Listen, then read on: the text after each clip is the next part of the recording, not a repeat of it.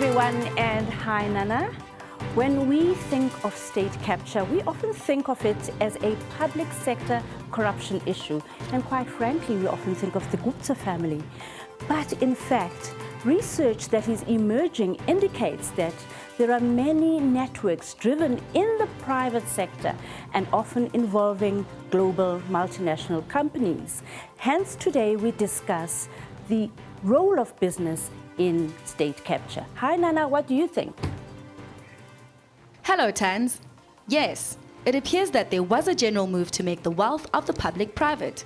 In other words, the wealth of the mass of ordinary people, held through the state and public enterprises, was to be funneled to private pockets. Often, the same private individuals were involved. Now, Nana, so do you wish to name the usual suspects, or do you wish for us to do this together? Now, let me start with two private players who are reported to have unethically attempted this type of systemic political corruption in which private interests significantly influence a state's decision-making process to their own private advantage, of course. Now, Nana, global consultancy firm Bain & Company unexpectedly announced it was setting aside 164 million that it had earned for restricting the operating model of the South African Revenue Service, SARS, as it did not deliver what it called sustainable positive results. KPMG was paid 23 million by the SARS for its work on the controversial Rogue Unit report, which alleged former Finance Minister Pravin Gordhan ought to have known about it. With respect to SARS, we acknowledge that the report did affect many individuals at SARS. And there was a lot of pressure to withdraw the report. We did do an investigation of the report. We looked at the content of the report. We looked at the processes that were followed internally, where those were not undertaken as they should have been taken, and whether the evidence on our file supported the content of the report. And through that process, we then resolved to withdraw certain sections of the report that could not be, that were not evidenced on our file. The rest of the report, which is the bulk of the report, was based on a verification of documentation. And that documentation was in our possession. And it was factual. So we felt that that part of the report could not be withdrawn. And the part of the report that we felt was unsubstantiated and could not be relied upon, we withdrew it, and we felt that it basically nullified that report. In 2017, after an internal investigation, KPMG said the conclusions, recommendations, and legal opinions of the report could no longer be relied upon. Global consultancy McKinsey paid back 902 million rands to Escom for its work on the power utility's 2016 turnaround program. This after the tender processes followed were irregular, rendering the contract invalid, as determined by the National Prosecuting Authority in January 2018. The parties eventually reached a settlement, and on July 9th, Escom confirmed the money had been repaid. Gupta-linked company Trillion owes Escom 600 million rands. It's going to take us more than 240 years to recover all the amounts that are due to Escom. Yeah, we don't have that on our and in hands. fact, due to the public, because the public has been overpaying for electricity services for the last 10 years. Yeah, it's incredible. I mean, 600 million rand, certainly not an amount to be scoffed at. It's a lot of money. Sure. But just gives you the size of the problem, yeah. I suppose it pales in comparison to what the real figure actually stands at. Absolutely. And I'm a bit disappointed in the pace of recovery. You know, this information has been available for more than 3-4 years now. And I've personally handed a dossier to the SIU, which will sort out 10 billion rands of Eskom's problems, and they've just been sleeping on it. It's been more than a year, a worked out dossier, ready for the court roll, and they've just been sleeping on it. So it seems to me that some people are keen to make some moves, and other people are keen to just sleep on things and not do any moves. Yeah. And so that means selective sort of prosecution, and that's not good news. What we need is comprehensive prosecution and pursuit of all the monies that are due to the public and to Eskom. because as soon as Eskom gets the money, it will reduce the burden on the public. If you recover all the money due to Eskom, you can more than halve the price of electricity to you and me. So let's just talk to that figure again. By your calculations, if I'm not correct, and please correct me if I am wrong, you say that in fact it's 1.4 trillion that Eskom is owed. Eskom has squandered or spent or stolen 1.4 trillion rand excess from the public over and above what was entitled to get. Wow. I mean, that is money that I don't think any of us know how many zeros are in that. Perhaps a coincidence that the company's name of the consultant. It's about a third of the GDP of the country. You've also asked for a full forensic audit of Eskom. What is your basis on this, on your query? Well, the Eskom debt stands at about 500 billion if you follow Eskom's numbers. If you scrub the debt and you take out the irregular expenditure that's been funded via debt and the stealing that's been funded via debt, you can probably clean up about 300 billion of the 500 billion. And the only way to justify that is to do it through a forensic audit. Let me give you some quick numbers, very quick numbers. You can scrub 100 billion of fraud money out of Medupi. It's overpriced by more than 100 billion. Ditto for Kusile, another 100 billion. That's off the top, that's 200 billion. Ngula is 30 billion, which is overcharged compared to what the quote was. So that's 230 billion. On the coal account, it's 40 billion a year. You know, on the RE, it's 50 billion rand this year and growing. So if you add those numbers up, those are the numbers that have been funded by debt. If you take that out of the debt, Eskom sits with a debt of about 150 billion. And that's affordable. Eskom can pay 100 billion rands worth of debt, but it can't pay 500 billion rands worth of debt. Yeah. And that's why they keep on pushing the tariffs up to try and pay the debt. If you just kill the debt to where it should be, we can actually halve the tariffs of electricity. And I think the public needs to demand that to happen. Yeah. You also talk to the ongoing SIU investigations. I mean, let's put Trillion aside. We've got some form of result coming from there. You're also saying that they're being far too slow on these investigations. And who else are they looking into? Well, they should be, firstly, I mean, they should have started with the people, well, firstly, the Public Protector's report. I mean, that was the breakthrough in confirming that there's fraud and corruption at Eskom. I've been crying, you can go back and Google, I've been crying about Eskom fraud and corruption since 2008. It's actually on public record, initially through carte blanche, etc., etc. So they need to then collate all that information, pull in the people who can help them guide where that information was sourced from, and then put actions together. As I said, I've handed in their hands a full worked out dossier, and it's a year later and nothing has happened. That type of behavior is not acceptable. Yeah, this needs to be sped up. It's our money. It is, indeed it is. Ted, as we wrap the interview, with the state of finances at Eskom and the way it's sitting right now, how much longer can the company sustain itself, and also how long can it go without load shedding? Well, financially, it's already dead. I've said that by March it will be dead, and I forecast that 5 years ago. And I think effectively it's dead. It's been held by monthly, it's held alive, or on life support by monthly bailouts from the government.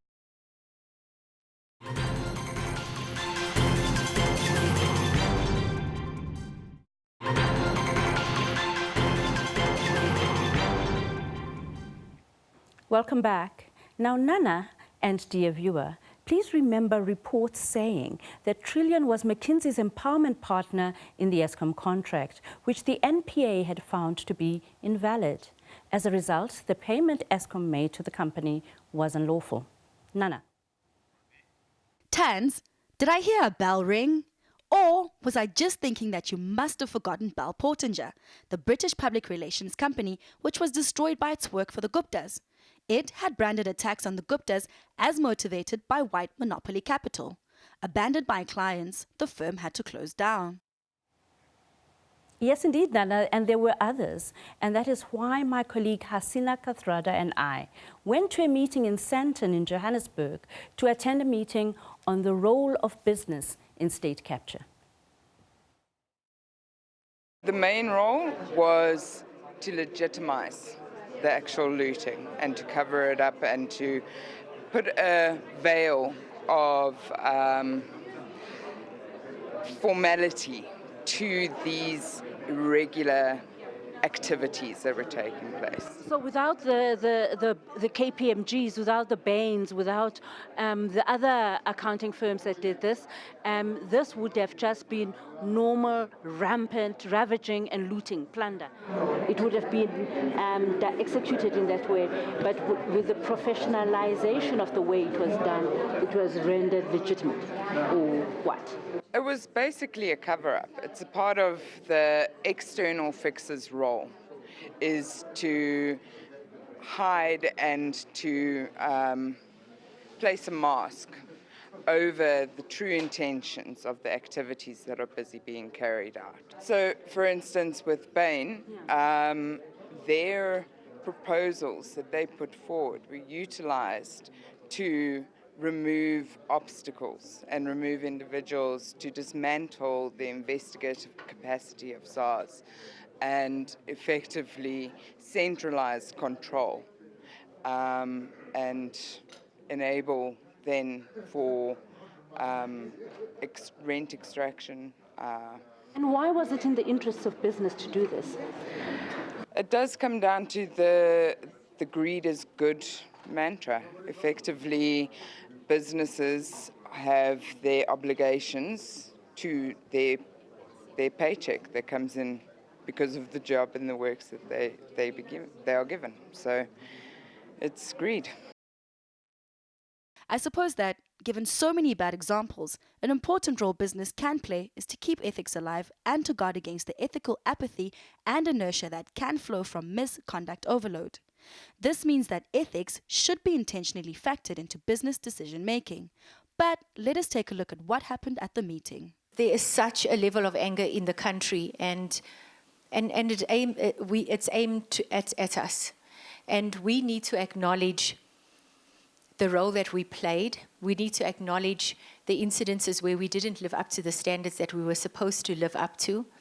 And we need to embark on a process to make our firm a better firm, to make our firm link back to public interest. We have not seen any repercussions. We know this. Everyone is crying for accountability. Transparency without accountability is not enough. The question is whether or not we have the capacity to understand what are the different relationships between private sector, public sector, between the media and citizenry, and we need to derive some form of a plan or strategy as to how do we look at those informal accountability mechanisms. And I also put forward that accountability is retroactive. Accountability sort of comes after the fact. And what we need to start talking about is responsibility. So, for instance, with the Bain question, when were they responsible to move out or to walk away or to call out the fact that their plans were not being implemented? What was their responsibility? What is their public, their social compact with South Africa in its entirety? Also, we need to look at responsibility in terms of capacity and capability. Does government, are those individuals that are coming in, do they need CEO training, and why? You know, what does that entail? So I just want to raise the question of responsibility. State capture has been perturbed. These rackets have been perturbed. We're seeing all the information. We have all of these things coming to the surface, but it has not been disrupted. And disruption is going to require a collective understanding and addressing these underlying rackets that are driving or enabling state capture. It's part of a much wider breakdown of democratic systems. Government alone cannot correct the underlying systemic issues. Removing some sore thumbs or rotten eggs will not be sufficient. If we just don't engage or close down businesses, we're not going to change the practices that enable them. These social norms or practice norms that ultimately lead to these things being enabled.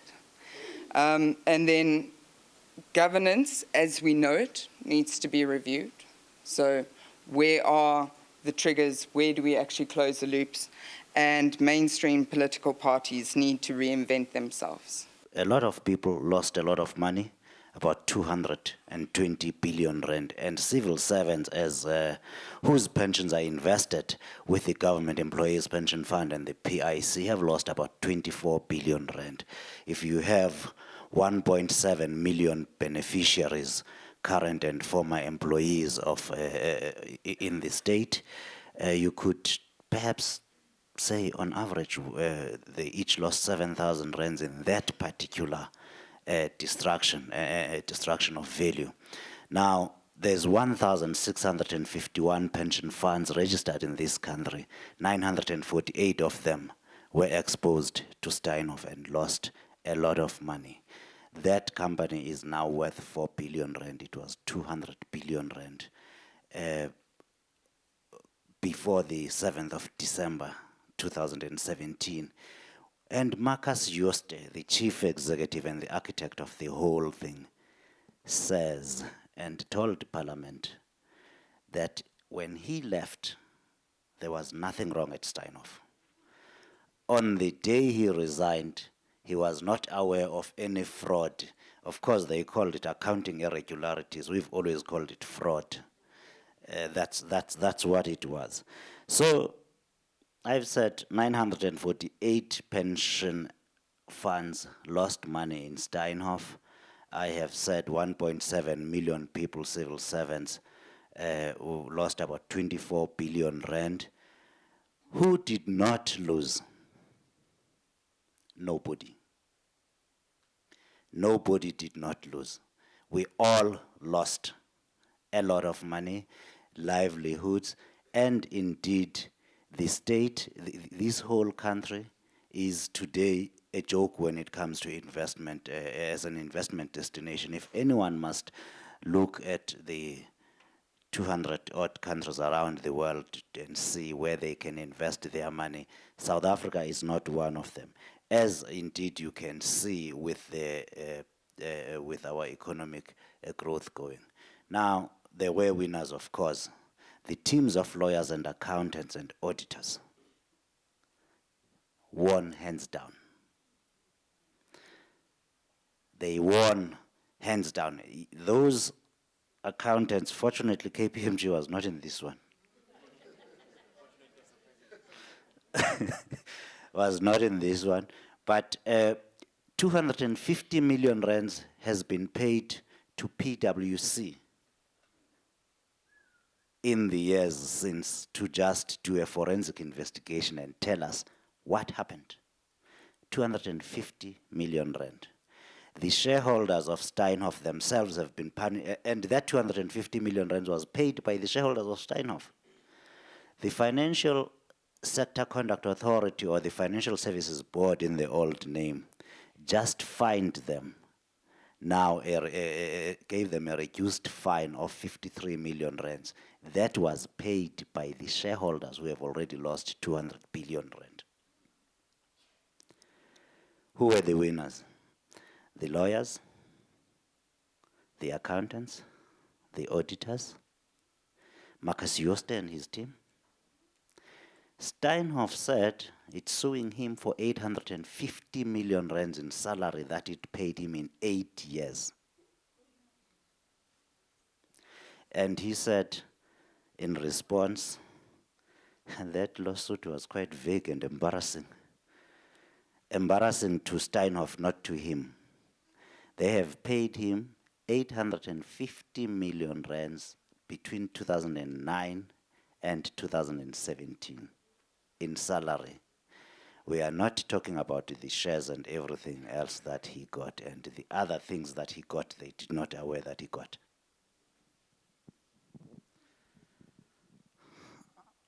So the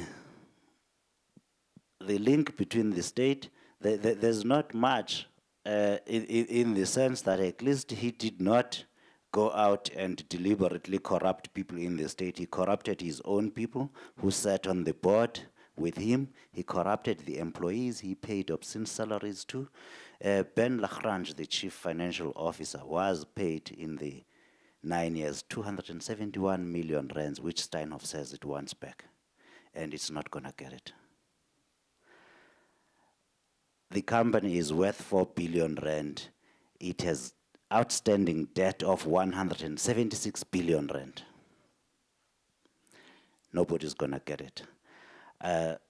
There's really not much that I have to tell you about Steinhoff and how it has damaged the state. You only need to look at Parliament. Of course, we, the voters in this country, have damaged the state more than Steinhoff did. You only look at his performance in Parliament. First, getting Parliament to agree to not ask the questions that it should ask. It did. Parliament was cowed into agreeing to not ask the questions that they should have asked of Marcus Jooste, and he pitched up with 4 lawyers. And Parliament got absolutely nothing out of him. Now, at this podium here, it has already been said that the state has lost, the NPA, the Hawks have lost all kind of capacity, including forensic investigation. The last time I checked, the NPA had 2 chartered accountants.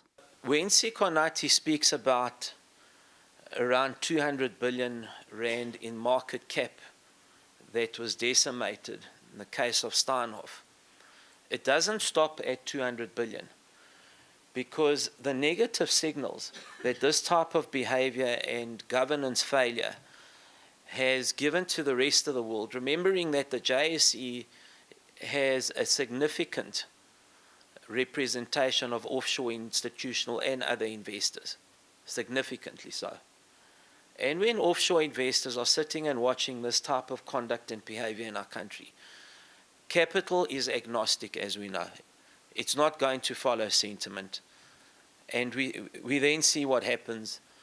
And I would hasten to add that at about the time that the Steinhoff debacle was playing out and we started realizing the extent of the loss in investor confidence and sentiment just towards the JSE, let alone other spheres of our country or other spheres of society, I would hasten to guess that in that period, significantly more was lost in market cap of other South African global stocks. And I think it's closer to R1 trillion, Sikonati. I haven't done the exercise, it's a very rudimentary comment, but if you follow some of those global stocks, and some specifically mentioned a loss in confidence because of Steinhoff, I think you can work it out.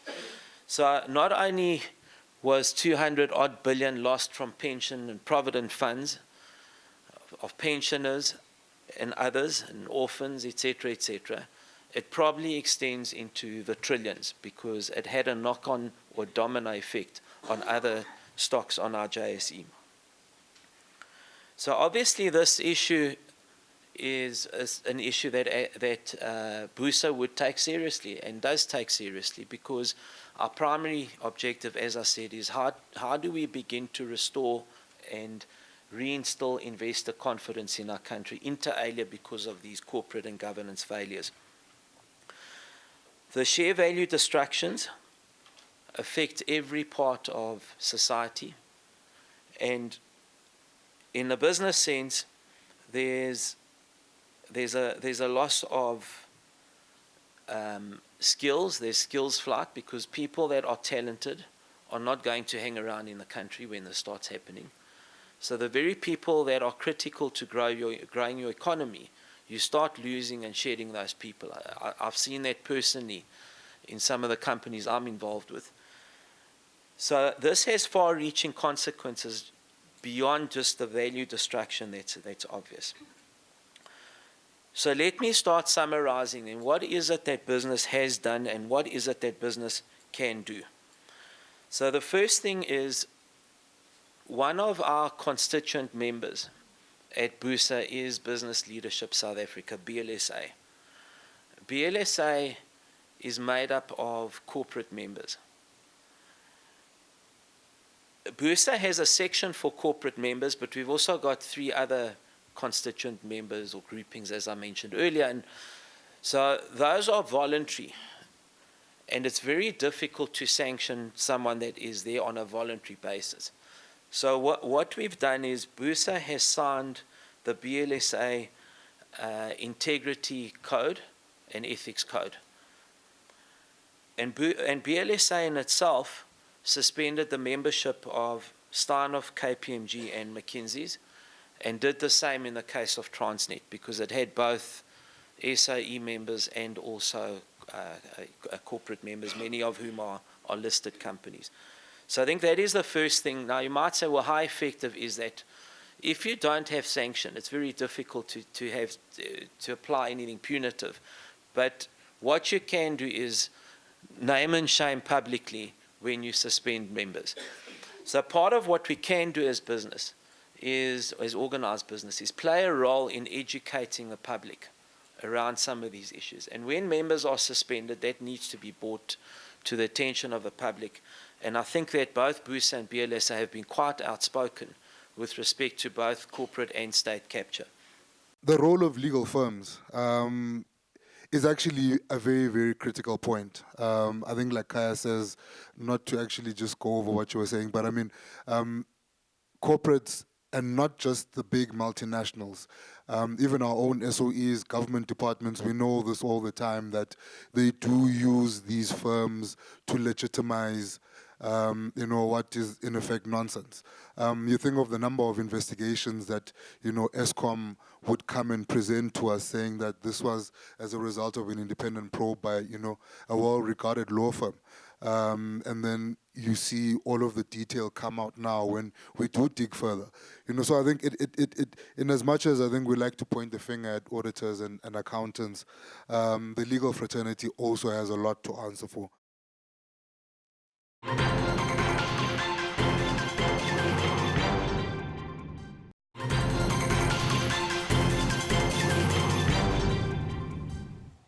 Now, welcome back. In her presentation, Robin Foley from the Complex Systems and Transition, based at Stellenbosch University, highlighted the role of Bain and KPMG in the capture of SARS. Bain entered into informal engagements with Moyani 1 month after he was forced to resign as the Commissioner of Correctional Services. And that was a year prior to him being appointed the Commissioner of SARS. So there was known for a year, and during these engagements, Bain presented Tom Moyani with various strategies, various plans, and all of this was under the guise of what they call CEO coaching. And this CEO coaching is something that is evidently or supposedly normal business practice. Present at one of these meetings, prior to Tom Moyani becoming commissioner, Jonas Makwakwa was also present at these engagements, and he became Tom Moyani's right-hand man. There we go. So in September 2014, Tom Moyani was appointed the commissioner. Within 2 months, he had released this RFP, which would later be awarded to Bain. There was a phase 1, which was the original contract, and that lasted for 6 weeks. Bain gave them a 50% discount on what the fees were, so that was obviously to motivate their appointment or to get the foot in the door. This is also something that is considered standard business practice. And the outcome of which then led to a second phase, which was to implement the plans. Well, what happened with the outcome of phase 1 was that Bain put together a proposal for restructuring the whole of SARS, something that's I think has been called a profound strategy refresh. Interestingly, Bain put together 4 options, but Moyani wasn't happy with those 4, so he changed them.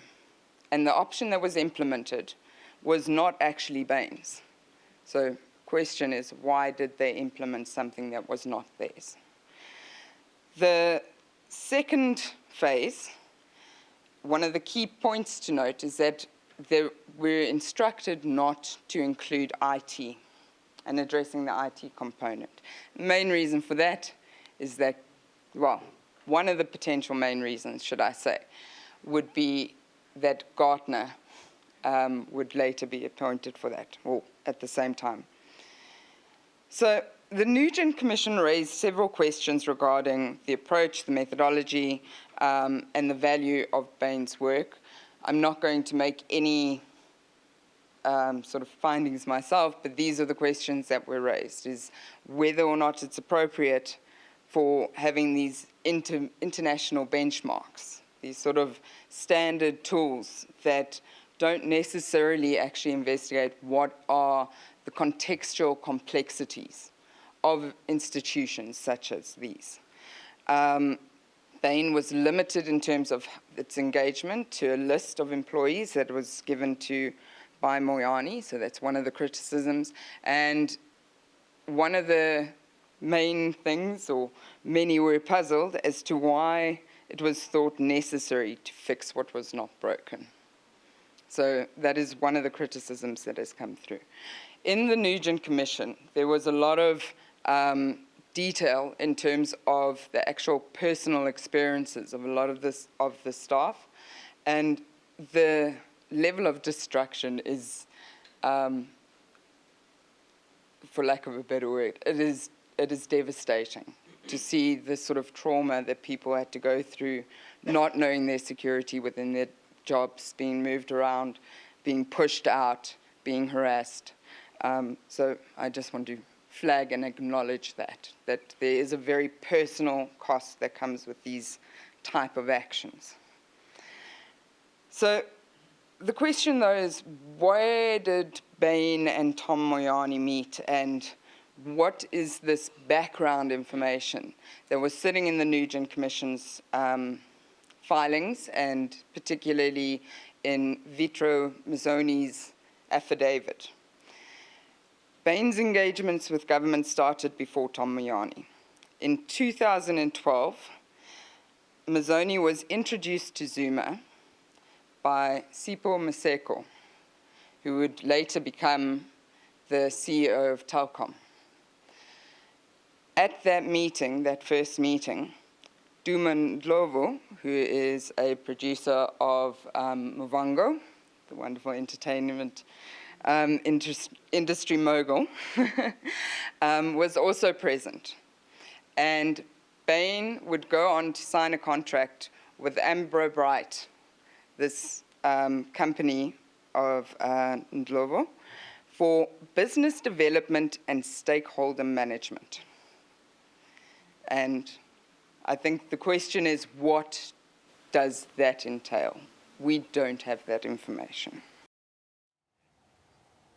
Now, we also heard from KPMG about what they're going to do to make amends for their involvement in the capture of the past.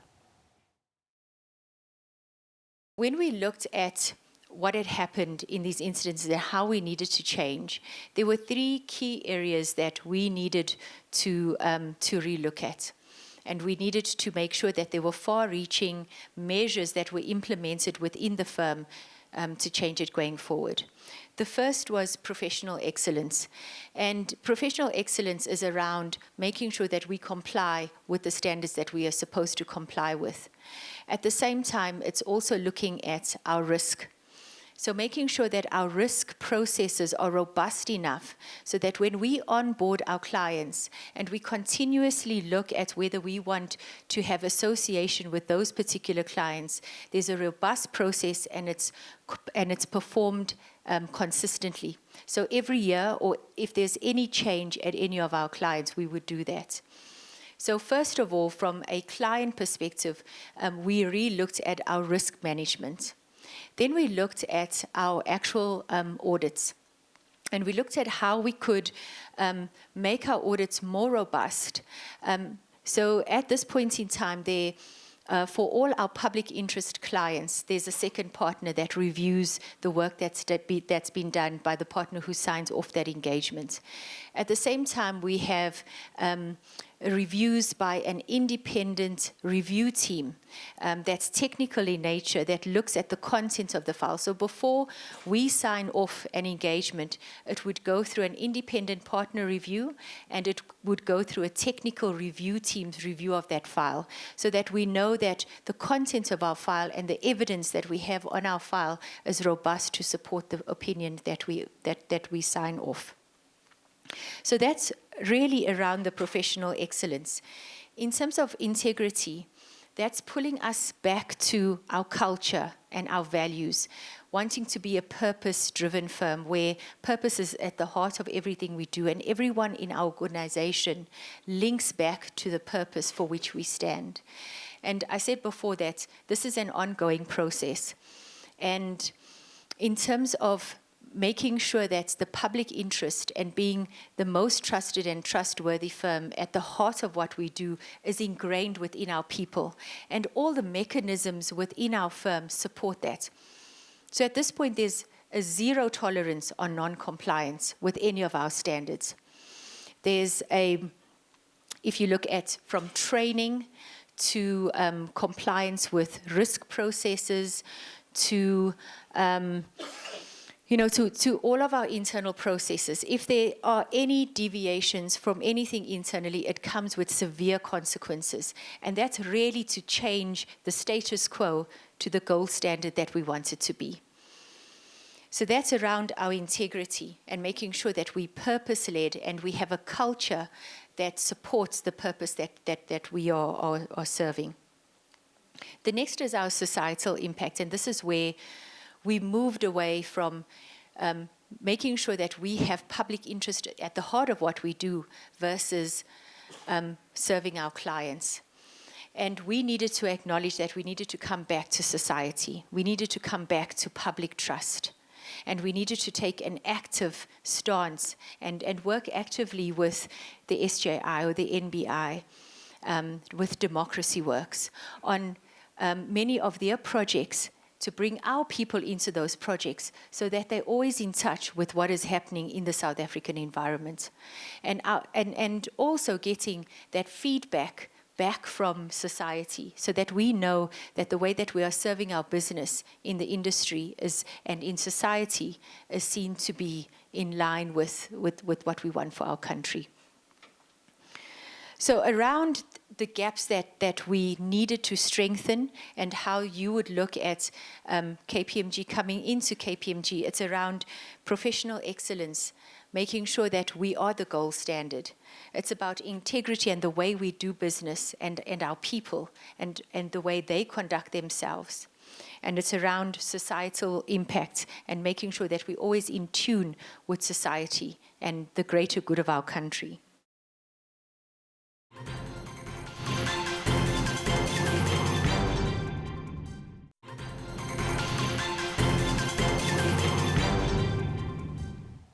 Now, welcome back. Let's take a look at what happened this week at the State Capture Commission. Seemingly unfazed despite serious allegations brought against him, among those who implicated him, the former Deputy Finance Minister Mcebisi Jonas, who accused Duduzane Zuma of taking him to the Gupta compound, where he was offered the position of Finance Minister and a 600 million rand bribe. Now, at this stage, where is Mr. Fana Hlongwane and where is Mr. Duduzane Zuma? They are in the room quiet, as if they don't exist. But while Jonas insisted he was not aware of the destination, young Zuma says that's far from the truth. He refuted the former Deputy Finance Minister's version of events. Mr. Duduzane Zuma did not suggest to me that we left the Hyatt and that we're going to the Gupta residence or that we meet the Guptas. As Mr. Duduzane Zuma parked his car, I noticed that Mr. Fana Hlongwane had also arrived at the Gupta residence. Yes. Is it accurate? Do you agree with him that this is what happened? Which portions? There's portions that I may agree, there's portions that I may not agree with. Well, identify to the chair which ones are you in agreement with and which ones are you not in agreement with? I'm in agreement that he jumped into my car. I'm in agreement that we arrived at the Gupta residence. but I'm in disagreement that he did not know where we were going. Duduzane Zuma also yet again denied claims by the former Free State MEC Mxolisi Dukwana that he was part of a meeting with Ace Magashule where Dukwana was offered a 200 million bribe to approve a multi-billion rand government construction deal. As I said, I didn't believe, I still don't believe I was implicated. I believe I was mentioned. The meeting, as I said, I've got no recollection of it. It did not happen, so that's the angle I took. And another denial that he met the then Mineral Resources Minister Ngwako Ramatlhodi in 2014 to set up a meeting with the Guptas. So all these details that is putting from these paragraphs, he's simply imagining them. They never happened. More than that, just it's an environmental issue because now we've spent a whole page printing a whole bunch of stuff that shouldn't be here. While Zuma Jr. admitted to taking the former KZN Hawks boss Johan Boysens to the Guptas, he says there was nothing untoward. The purpose on that day was very specific. Yes. By the time we agreed to meet up at the Sandton Gau train station, we all knew where we were going to. Yes. That was discussed prior to us getting there. And the discussion was preceded by a discussion. Meanwhile, Duduzane Zuma raised concerns about why Feki Mentor's testimony was excluded. A concern from my side, and it's quite a big concern, just from the evidence pack that has been presented today and that I've been questioned on. There's a glaring omission. I'm not sure if there's a mistake or not. Omission of a witness that testified. Zuma is expected to field more tough questions from Jonas' legal team on Tuesday. Ntlantla Khatlani, SABC News, Johannesburg. Well, Nana, it all brings to mind the great title of Alan Paton's book, Cry the Beloved Country. As we ponder what to do about our country and about our collective future, that is where we have to leave it for tonight. Good night, Khonandin Mawit. That is where we will have to leave things for tonight. Join us next week when we will be looking into the future of coal. Good night.